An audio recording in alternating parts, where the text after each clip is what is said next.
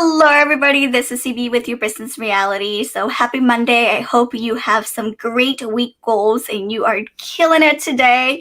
And if you haven't, it's okay. You still have the rest of the week to finish strong. And so today I don't have any announcements, but I'm just going to go ahead and get started. So it's so happy to see all of you. And remember, we do this every Monday at 1 p.m. Pacific time.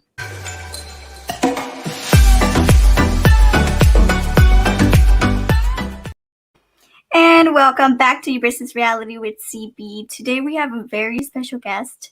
Her name is Marie-Helene Lamarre, and she's an investor, business mentor, and leadership coach. She was a senior manager, entrepreneur in nature with 20 years of experience in innovation and new business development in highly regulated sectors, health, energy, clean tech, innovation in all sectors. She has led several strategic growth projects in North America and internationally. Excellent communicator, recognized for her strategic vision while close to field operations. So I think, welcome, Mary. Thank you for being here today. I'm truly, truly excited. And let's get down to it, to our first question. What is good afternoon? Good afternoon. Yes, for you, it's good afternoon as well. You're coming tell everybody where you're coming from. I'm from Montreal, Canada right now, so I'm bringing the spring to you. Absolutely, and we're so happy to have you here today because you've had a lot of years in leadership and innovations and so forth. So let's talk a little bit about women in leadership positions. Like, what does it mean for women to be in leadership positions, and how important is it, right? I don't think a lot of women realize how important it is to be in certain areas that they're good at. Yeah, that's really an interesting question because at the beginning of my career, 20 plus years ago, and especially that I was in leader position right off start, and in highly technical scientific sector, which was already led by men. And even during my training in sciences, it was men-dominated type of context. So at first, I did not really see a difference because I was kind of in it and it was so natural for me. But as the years would go by, I could observe that it was always a bit of a stretch for me to position and gain confidence or to make sure that I'm heard in meetings when you're the only woman for some weird reason. I thought, oh, maybe it's my tone of voice, and I tried everything to come to the conclusion that, okay, instead of trying to mimic men, let's own my own femininity as a leader.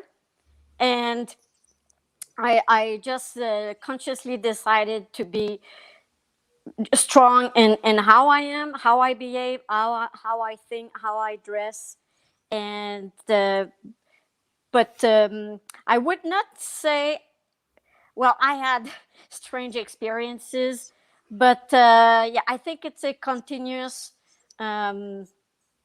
battle, I would say, to go there, but it's so worth it because women, you are beautiful, and being a leader, a woman leader, doesn't mean that you're the big chief or the woman boss every day. You could be a leader in everything that you do, in every position that you own. So go out there and be it. Just own your own power, and you're gonna be awesome. Absolutely. I mean, so many women. You're part of EWA, and I'm part of World Women Conference and Awards, and they kind of have like a mini partnerships. And so EWA is the European Women Association, for those of you that may not know. And we work a lot with, we meet new women all the time and so forth. So it's a different dynamic, right? And so a lot of people will say, okay, it's a women organization, but it's not like that. It's more like a support system but also supporting each other's goals and ambitions, right? And a lot of these women are go-getters. They're doing 2-3 different projects at a time, or businesses, whatever it may be. They're still supporting the community. They're still being with their family. They found the, I would say, perfect balance in their own way. that they can do that, but also they're held accountable in the leadership positions, right? But it takes a while to build the confidence and to get to know exactly what you're good at, right? Your skills, like your strength. Okay, what are you good at, and what can you offer into these positions? So, for example, I'll give you an example from my own experience. I was in a board position in a military organization where I was literally the only woman in there, and I hold my own, right? Especially in technology and the marketing. I ran the whole marketing department, and for many people it was difficult. It was difficult because, first of all, I was never in the military. My father and then my husband were, but I was never physically in the military. So it was kind of like, well, I don't have stories from the military that I can give you. However, I lived some kind of a military experience to, as a daughter and as a wife, that I can talk from that. But more importantly, I can perform the job that you're looking for, right? And so that's kind of like what got me into the board position in the first part. And I loved it. And the gentlemen got to, they were always respectful. They got to learn how I operate. But how do I say it? You still learn a lot about yourself in the leadership position, because every organization or every business is different. So even though you may think you know everything, for example, marketing in an organization is completely different than marketing in a profit world. So it's kind of like adjusting. So you yourself, Marie, you're very impressive to me, because being in technology or being in science as a woman may not always be the most welcoming when it comes to certain things. So believe me, I understand. So I myself had to encounter as well. But at the end of the day, like you said, you were yourself. You knew what you knew, right? And we don't know everything, but you performed. You did what you needed to do, and you were nobody's competitor, right? Exactly, and I think that as women, another challenge that is of interest to raise is that we tend to bear many hats, in the household with the kids, and so on. So we have also to find a perfect balance, like you mentioned a few minutes ago. So I think that as women, you have to find your internal confidence in being a mom, being a wife, being, you know also that is all adding up uh, over the leadership position. So yeah, you have to find inner force to all of this, your own place, your own definition of success, and you go get it. With the support of other women as well. And that's why, Mm-hmm. you're part of great organizations. I'm part of different organizations, because at the end of the day, you know, somebody, there was a meeting today we had, and somebody said, learn to ask for help, right?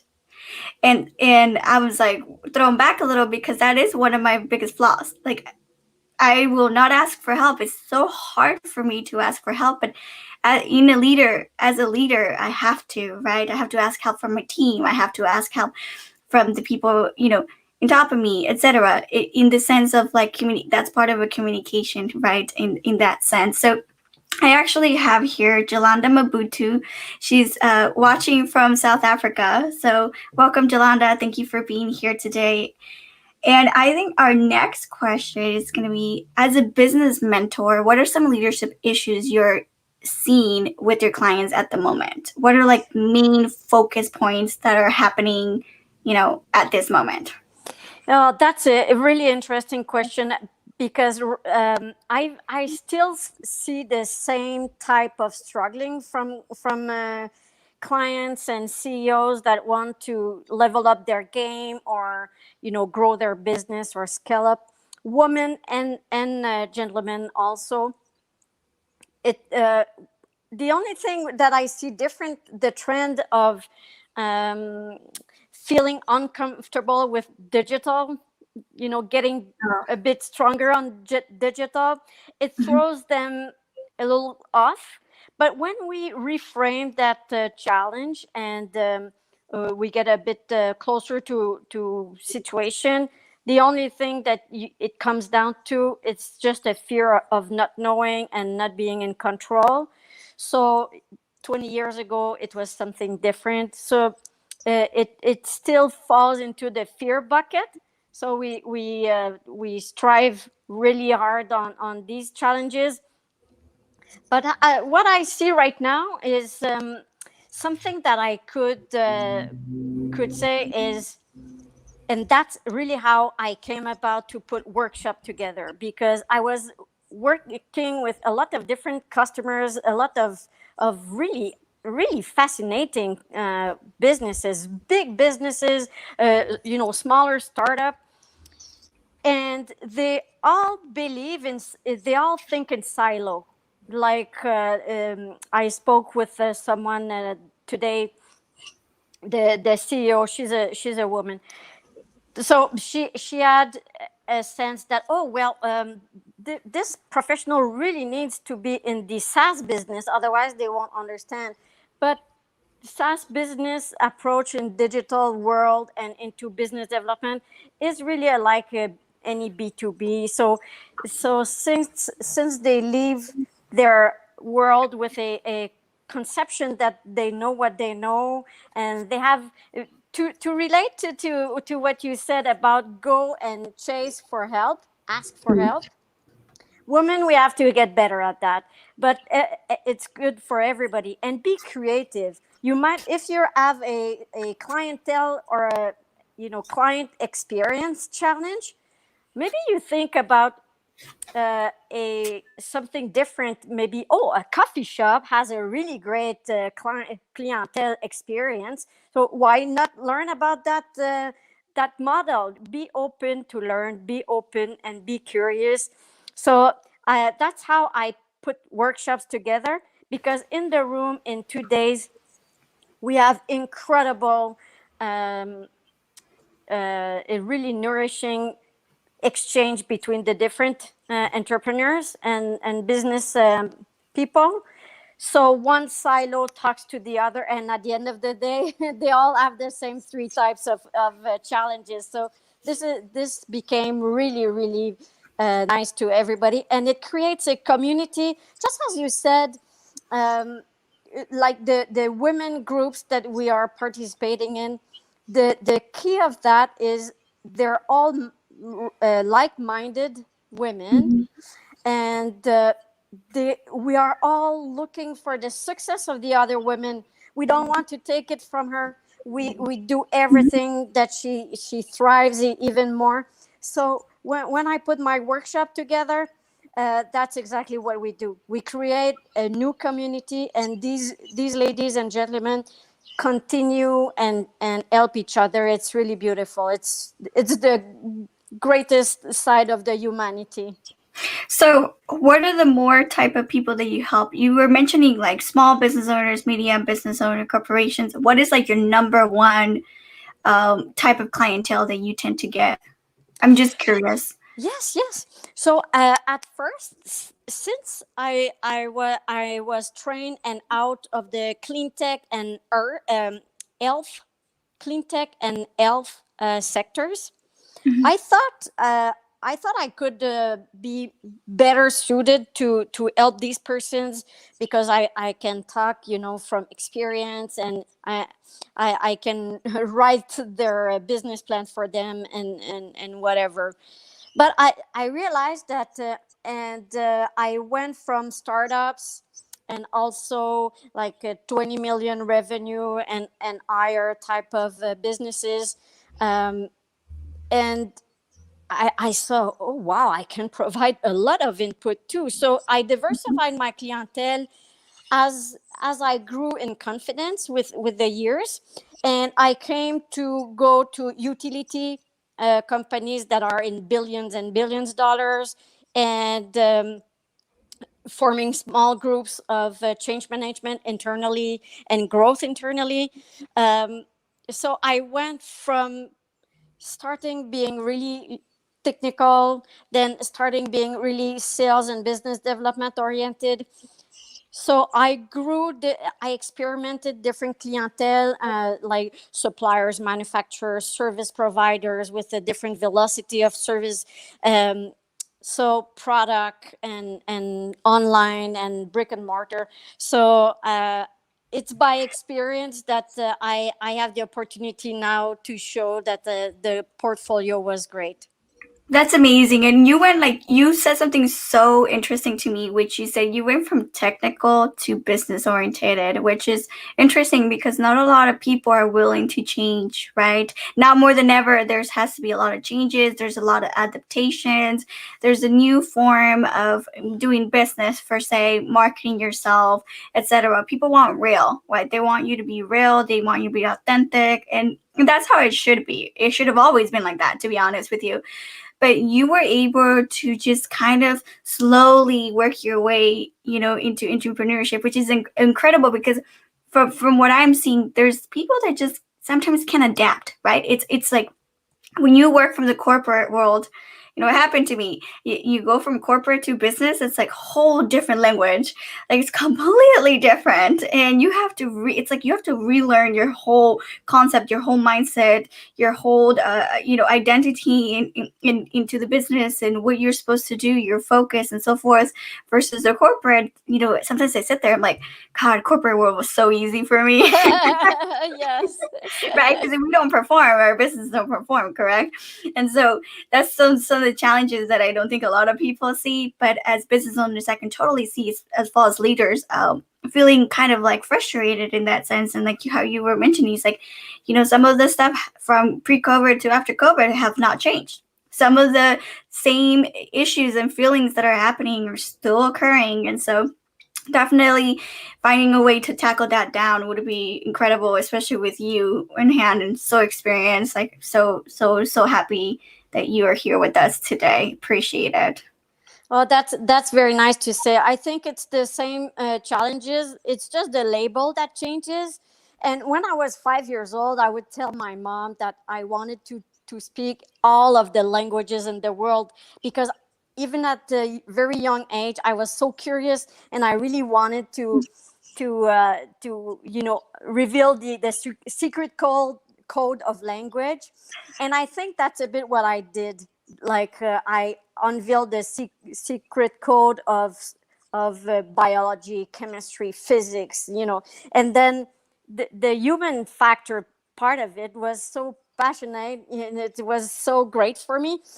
um, that yeah, so I think we speak the same languages, but some corporate would use some acronyms, but behind of all this, we all speak the same language, so don't be afraid to ask. Oh, absolutely. So how many language do you actually speak now? I speak English, French. I was pretty good in Italian. My German is a bit, it's a bit rusted, Yeah, rusty. yeah. Rusty.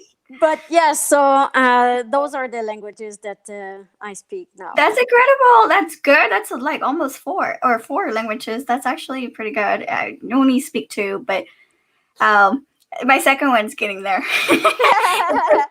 It's I'm practicing every day, so it's getting, it's so true when, and it's same with business. If you are not constantly doing it, or you're not constantly filling your mind with good stuff and good information and stuff, it's like you start to forget things, and you Yes. you start to just not do what you're supposed to do, right? Exactly. I was working in Russia, and Russian is really tough to learn. You cannot even find your way trying to read the signs unless it's numbers or really a symbol. Now you can find your way, but I was able to make my way over there, and I rented an apartment. I was able to do my grocery over the counter, ask the lady what I was looking for.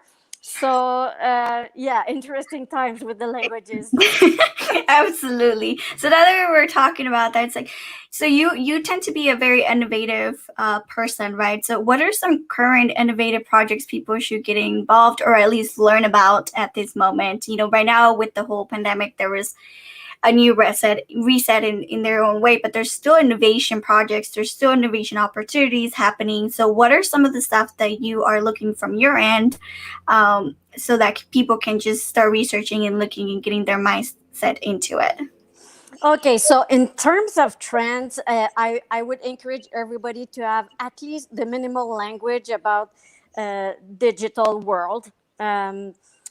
Don't be afraid with terms like bitcoins, cryptocurrency, artificial intelligence, machine learning. Don't be afraid of these words. I could give you, CB, some good lectures to be doing and researching that are really nicely done. Why I say that? Because I think that we are getting to an era that people are being illiterate because of technology, at the same point that people were illiterate, not being able to read maybe 50 years ago or maybe more. Uh, it- so I think that would be a good way to everybody to take control on your own life.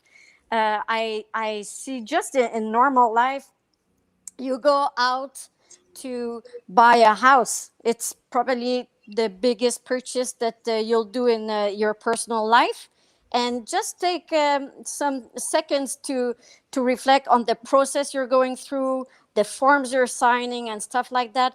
Do not be afraid. Numbers, law, regulation, it's all things that everybody should be in control of, at least to be in charge of your life. So I would encourage, because the level is increasing right now pretty fast.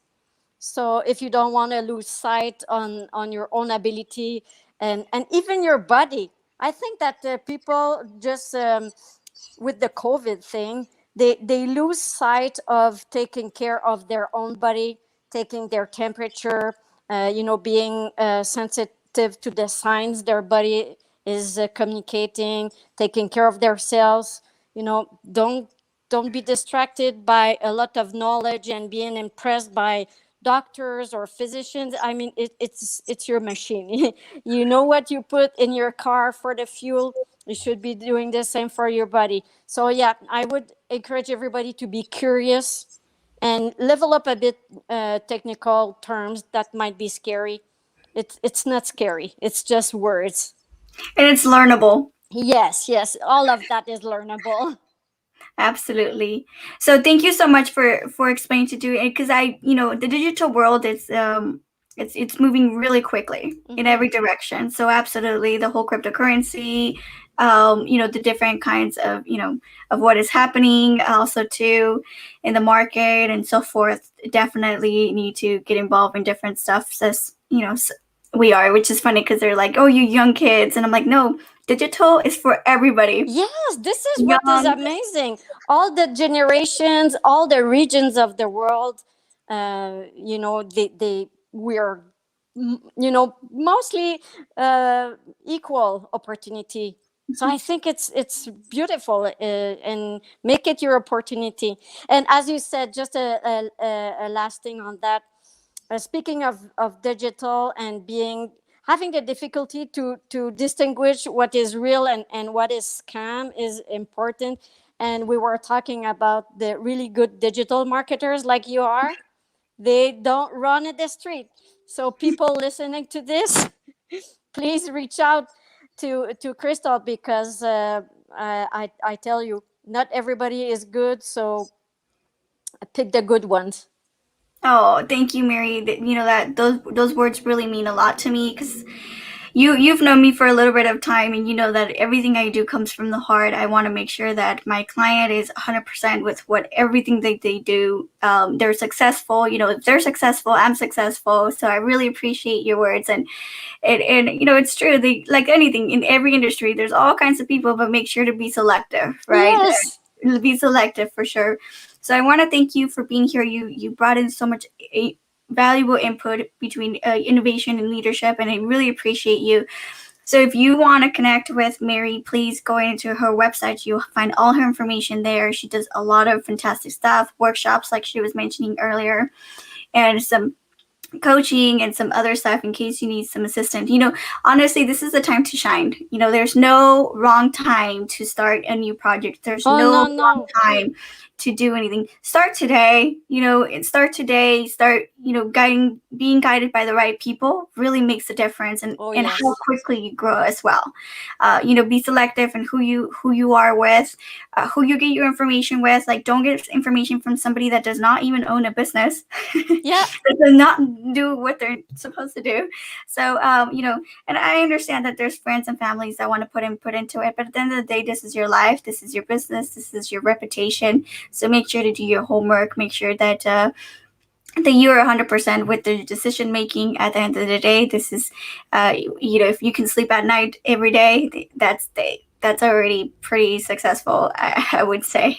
Yes, and you're so right, because everybody who listens this, when you'll be in your place, you'll find that it's fun. So that's how successful people find the right balance between all of this, because they're just in line.